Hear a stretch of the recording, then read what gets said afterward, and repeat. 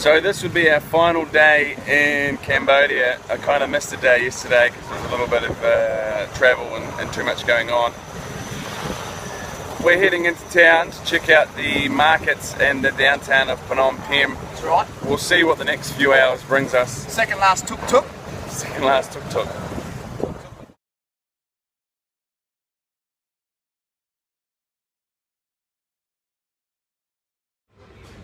So I'm here now at Changi Airport in Singapore, the trip now having ended. And so I want to wrap up the last couple of days and the trip. So yesterday we basically sat on a bus for 6 hours as we transferred from Sihanoukville to Phnom Penh, the capital. And what we did is we went to visit one of the centres with Somali Mum, a rehabilitation centre and education centre for former victims of trafficking as well as high-risk girls and perhaps victims of abuse or kidnapping.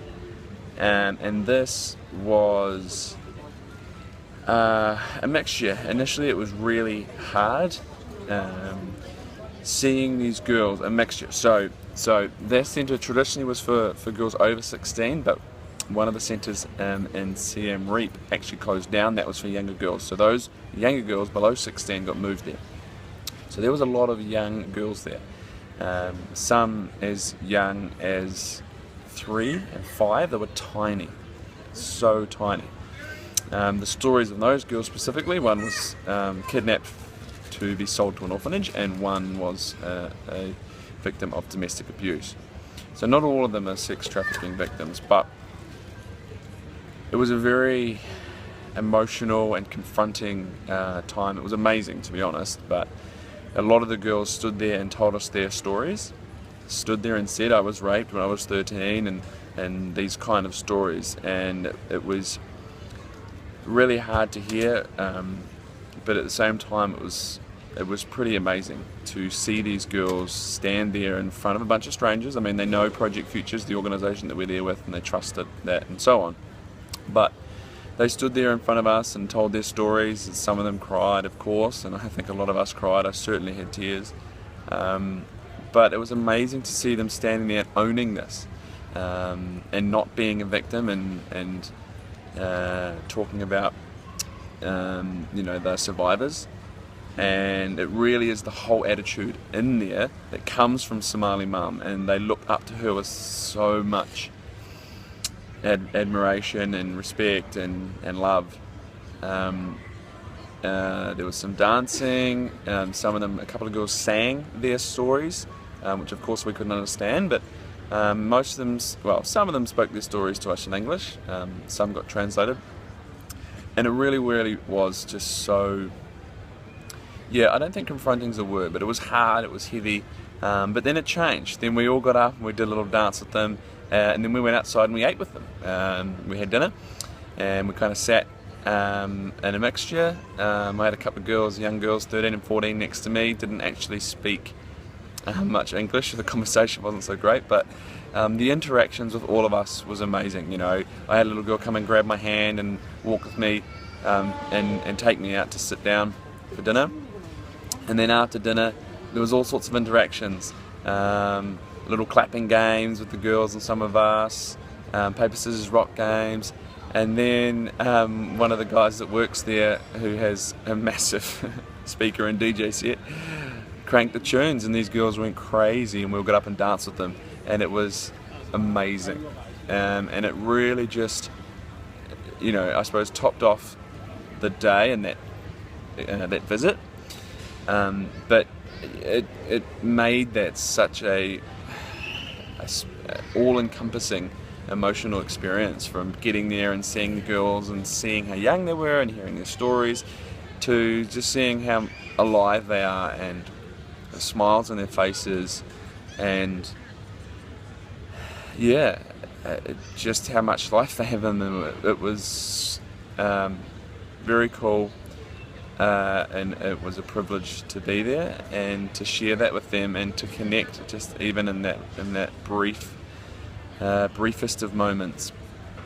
And it was hard, it was really hard to leave. All of us were hugging them, they were coming up and hugging us. I had one girl jump at me to hug me so viciously and enthusiastically that she shouldered me in the jaw. But we had to leave, we had to get into the city. We hadn't actually been into the city, into the hotel or anything yet. So there was a lot of talk about that on the bus on the way back into the city. Steph, our amazing leader from Project Futures, shared some stories with us around, you know, how some of the girls find their way to the centres and so on. So obviously I'm, you know, speaking a little bit longer for this because this was, you know, why we're here, why we've been in Cambodia was for this cause, for this issue, to start talking about this and have more people taking action. You know, guys calling out their mates who are going to Southeast Asia and using brothels and stuff, and questioning, you know, perhaps why some of those girls are there and so on.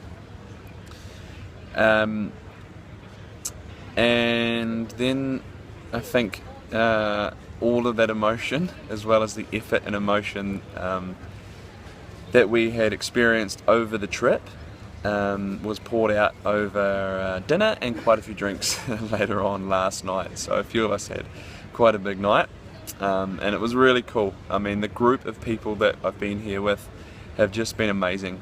You know, for me, that was, apart from, you know, my ass being sore on the bike, that was my only real concern with coming on this trip, and any trip like this in general, is, are the people going to be good? Am I going to get on with these people? And that has absolutely been the case. And, you know, the nature of a trip like this, people doing work and raising funds for human trafficking, I think lends itself to the fact that they're going to be pretty good people. But of course, one of the main reasons for this trip was the Stella campaign, and that obviously being good blokes, right? Stella fellas. So the crew was great. You saw Jacko there as my roommate all along on the video earlier. We had a great night last night. He helped me out of the tuk-tuk and back into the hotel. And then we had some free time today, but it was just cool to have some time just to chill, to mull things over and decompress a bit, I suppose. Which is why I didn't race to try and make a video yesterday, and I've given myself some time today because, you know, the whole trip was amazing and I couldn't recommend it highly enough. I mean, Project Futures do these trips. If you're in Australia, if you're in Sydney, you can get in touch and look to do one of these trips yourself. But you know, the experiences that we had cycling through the most random parts of this country and seeing the smiling faces of kids in the villages and stuff, but also, you know, visiting the killing fields, as you saw with that video, and the centre yesterday, just amazing. And the people really have left a big mark, I suppose, effect on me, and I know that I'll be back in this country at some point.